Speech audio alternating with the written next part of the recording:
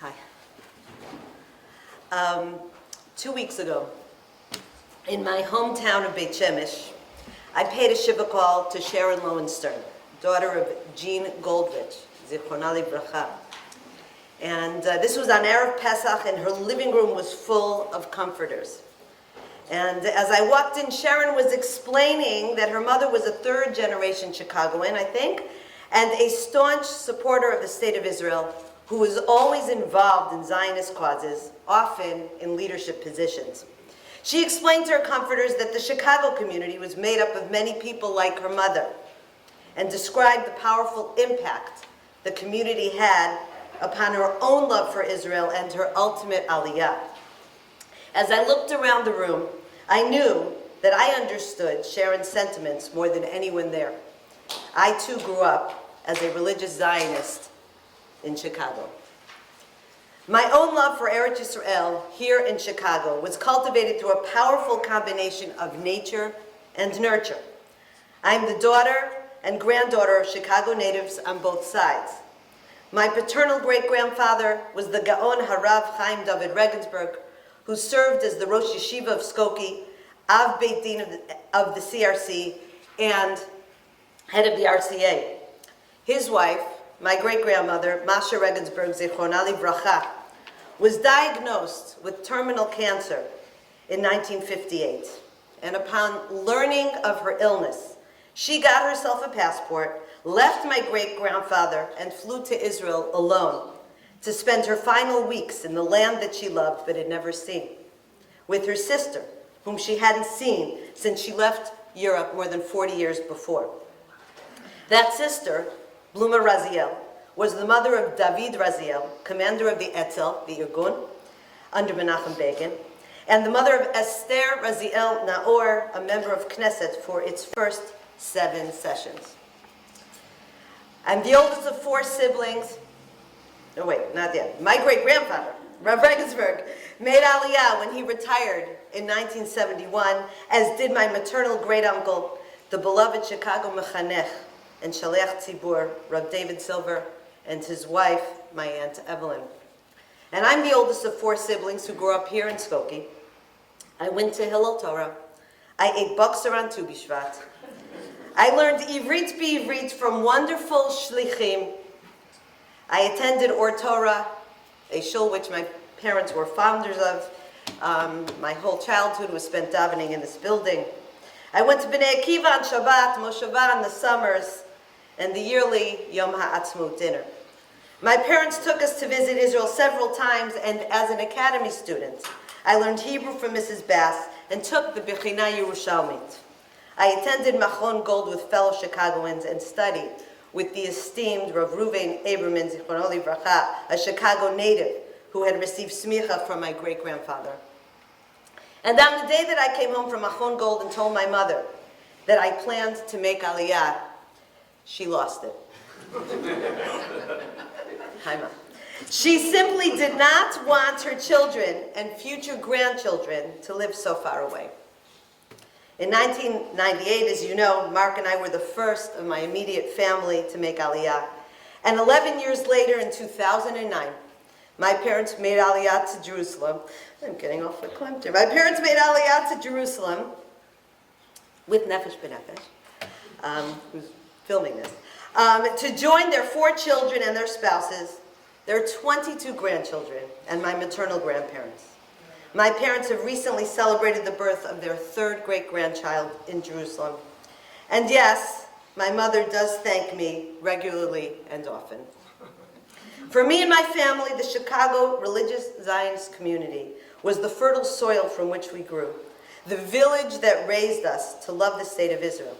And therefore, being here today to celebrate Israel's 70th birthday with you is a great honor and privilege. And my heart is filled with tremendous hakarat tov.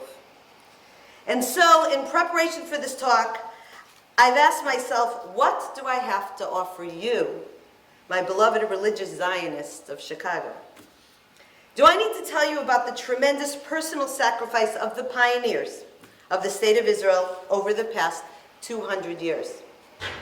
From the students of the Vilna Gaon, the Eastern European and Yemenite immigrants of the first Aliyah. Herzl's audacious Zionist vision and his heroic efforts. The socialists and the second and third Aliyot, the pre-state idealists and refugees and Holocaust survivors, Jews from Europe and the Middle East, who trekked across countries with only the shirts on their backs and fought for Israel on the battlefields and in the agricultural fields, suffering and even dying from hunger, illness, and enemy fire, courageously striving to build government institutions and an army and settlements and cities and Torah institutions yesh me'ayin. Or do I need to tell you about the Mesirut Nefesh of our Chayalim throughout these 70 years, my children and their peers, some of your children and your grandchildren, who risk their lives every day to protect our state? Or do I need to tell you that when Israel became a state in 1948, after 2,000 years of wandering and oppression and galut, we were witnessing God's hand and the first flowering of our redemption, Reshit Smichat Gulatenu? Or that we are seeing the Geulah unfold and the words of the prophets being fulfilled each and every day before our very eyes, like when Yeshayahu said, Si'i saviv einayich uri'i, kulam nikbetzu va'olach, banayich merachok yavo, ubnotayich al tzad te'amana. Lift your eyes up around and see they are all gathered together and are coming to thee. Your sons are coming from afar and your daughters are coming as well. And today, as we know, the majority of the world's Jews, over 6.5 million, live in Israel. Or when Zechariah describes God's return to Zion and says, there shall yet be old men and old women sitting in the broad places of Jerusalem, every man with his staff in his hand for every age. And the broad places of the city shall be full of boys and girls playing in the broad places thereof. And today, Israel is number 8 in the world in terms of life expectancy. And Israel has the highest birth rate amongst the countries of the OECD, with an average of 3.1 children per family, where here in the US, the average is 1.9. Or in Dvarim, where we're called an Am Chacham v'Nabon, Hagoy Hagadol Hazeh, a great nation who is wise and understanding. And we are number 1 in the world in terms of medical innovation, number 1 in terms of recycling wastewater. We recycle 90%. Next in line is Australia with 22%. We are number 1 in the world in our utilization of solar energy and so much more. And when Yeshayahu prophesies and says, for the Lord has comforted Zion, he has comforted all her waste places and has made her wilderness like Eden and her desert like the garden of Hashem, we witness how the land began blooming. Only once the Jewish people returned to it, and it continues to blossom. As Rav Shalom Gold famously teaches, if you want to speak to God, go to the Western Wall. But if you want to see him, go to Shuk Machane Yehuda. And we are number 1 in the world in terms of planting trees, even though half our country is desert.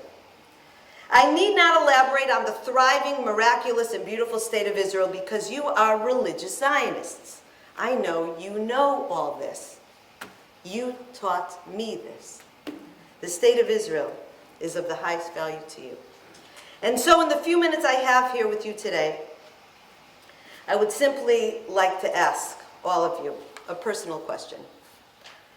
What do you feel about the state of Israel? Way, way down inside.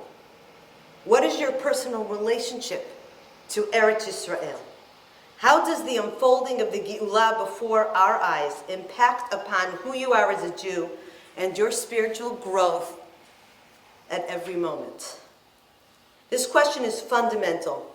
For as Chazal teach us in Chagiga 5b and Shabbat 145b, no matter how pleasant certain exiles may seem, Jewish life outside of Israel is an abnormal situation.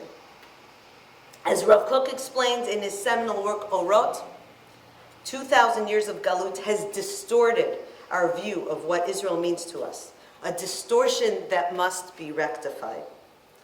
Rav Kook explains that the proper perspective regarding the land of Israel must not be that it is merely a means toward an end. The role of the state is not only to facilitate Jewish unity or to serve as a safe haven for all Jews or to serve as the ultimate site to perform mitzvot hatluyot ba'aretz or any mitzvah.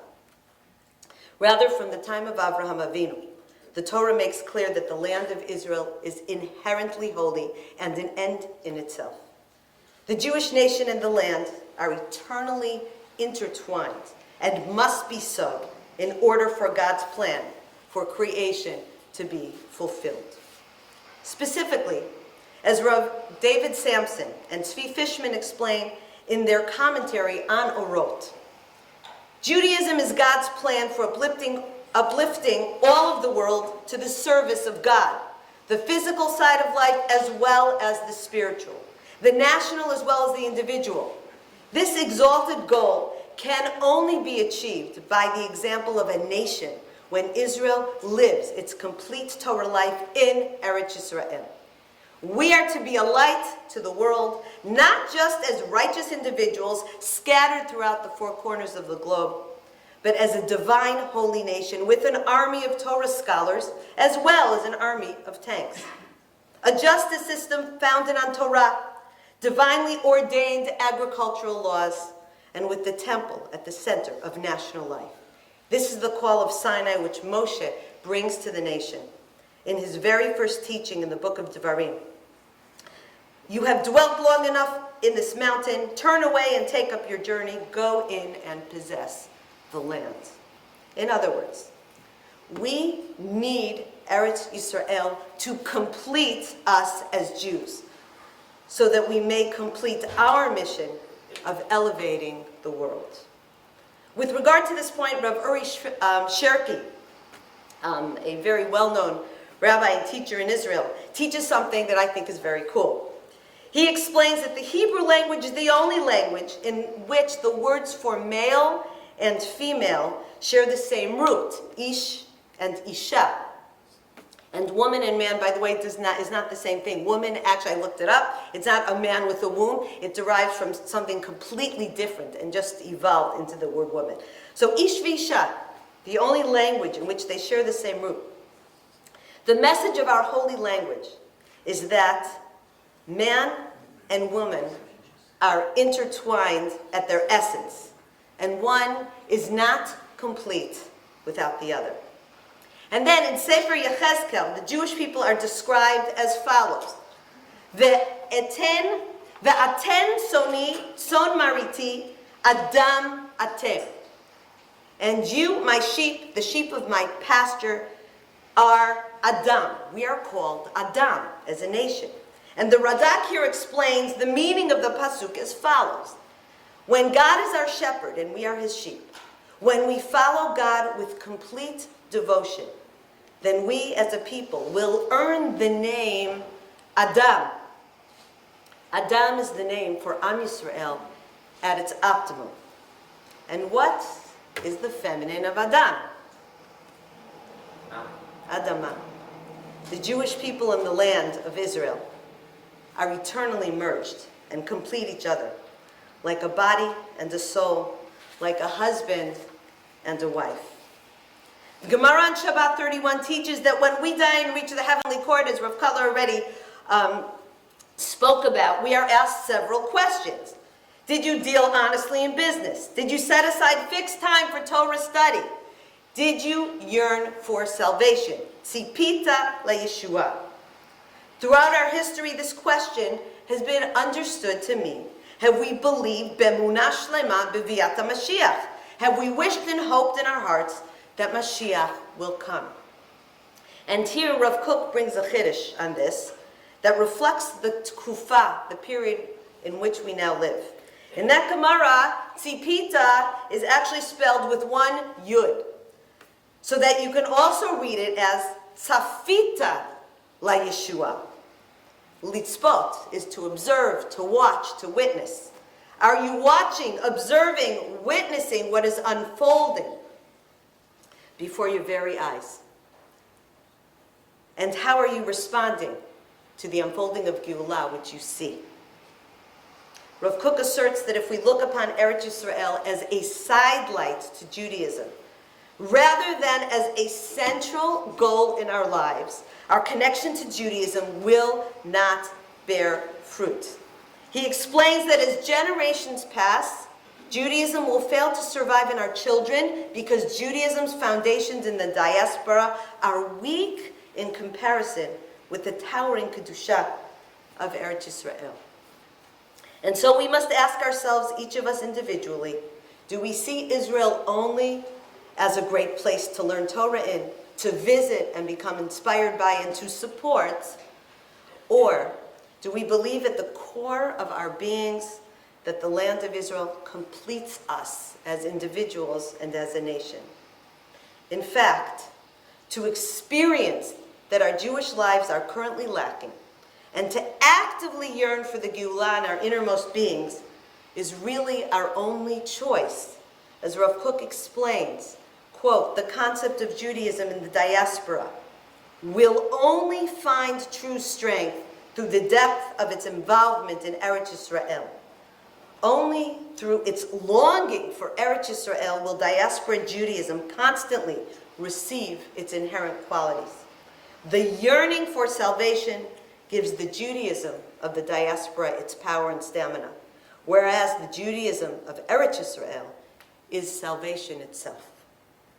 On this point, Samson and Fishman explained that if a Jew is not actively yearning for Israel, then something is wrong with his spiritual life.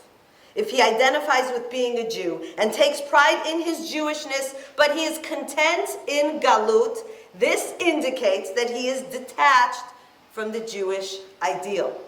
For the truest expressions of Judaism and Jewishness are a devotion to God, to Torah, to Am Yisrael, and to Eretz Yisrael. None of these can be complete without the others. Rav Kook teaches that the more out of place one feels in Galut, the more one's yearning for the land deepens. The intensity of the yearning depends on the depth of a person's love and connection to Eretz Yisrael and his inner attachment to the skulot of the land. Like a lover far away from his beloved, a Jew should feel a passionate desire to be reunited with the land of Israel. Moreover, Rav Kook explains that the impact of one's yearning for the land is far-reaching when he states, quote, the depth of the holy yearning, of the love of Zion, of remembering the land to which all good things of life are bound, when this valiantly increases in the soul, even in the soul of one individual, behold, it acts like an overflowing spring to all of Klal Yisrael.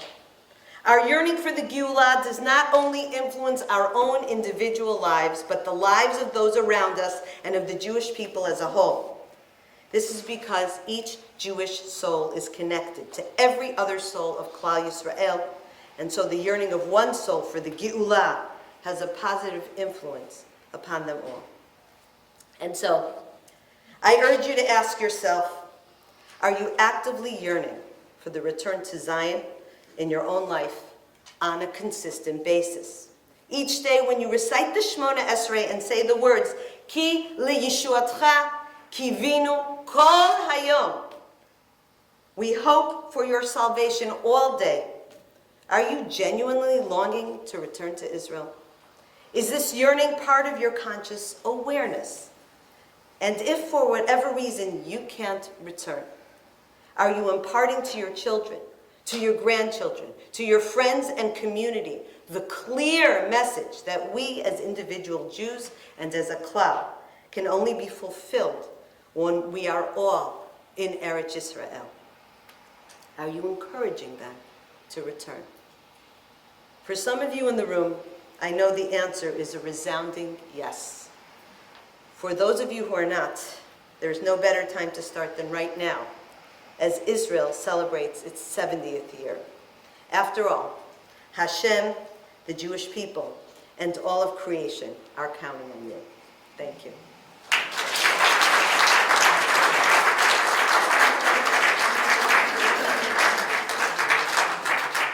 Thank you very much.